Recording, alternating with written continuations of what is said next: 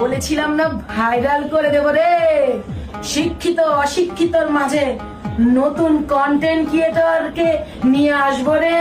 এনেছি একদিনে 46-47 হাজার ফলোয়ার করে দিয়েছি রে। হিংসে হয় এখন তোরা রিয়ামনের ভিডিও নিয়ে ভিডিও বানাস রে। রিয়ামনি তুই ভাইরাল হয়ে গেছিস রে, তোকে নিয়ে এখন তারা ভিডিও বানায় রে। বলেছিলাম না রে, লেবু বেশি চিপবি না, তিতা কিন্তু লাগবে।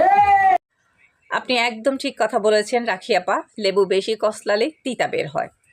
যাই হোক, সে প্রসঙ্গে যাচ্ছি না। আমি ছোট্ট করে কিছু কথা মানুষের মন্তব্য তুলে ধরি। কিছু কিছু মানুষ আপনাকে নিয়ে, আপনার এই টপিকটা নিয়ে মানুষের মধ্যে মিশ্র প্রতিক্রিয়া দেখা দিয়েছে। কেউ কেউ বলছে আপনি প্রথমে যে কাজটা করেছেন, ফুল দিতে 20 টাকা দিতে পারে না, সেটাই নাকি ছিল আপনার অরিজিনাল রূপ। এখন যেটা করতেছেন সেটা নাকি আপনি মানুষকে ঢাকার জন্য, মানুষকে বোকা বানানোর জন্য আপনার যে ফেস ভ্যালুটা আছে সেটা যাতে আবার কোনোভাবে কমে না যায়, যার কারণে আপনি এত কিছু করতেছেন। আবার আরেক দল মানুষ বলতেছে আপনি নিজে নোংরা, আপনি নাইচা কুইদা ফেসবুকে কন্টেন্ট বানান এবং মেয়েটাকেও একটা হালাল পথে, মেয়েটা ব্যবসা করতো, সেই মেয়েটাকে হালাল পথ থেকে এনে আপনি মেয়েটাকে আবার হারাম পথে নামায় দিছেন।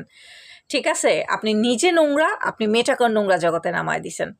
তো মানুষের মধ্যে আপনার এই টপিকটা নিয়ে মিশ্র প্রতিক্রিয়া। আর আরেকটা বিষয়, ফেসবুকে ঢুকাই যায় না মানুষ কী পরিমাণ নোয়াখালীদের গালিগালাজ করতেছে। আমি একটা কথাই বলতে পারি, একজন মানুষের ভুল কখনো 100 জন মানুষের উপর বর্তায় না। ভুল যে করছে শুধুমাত্র তারই।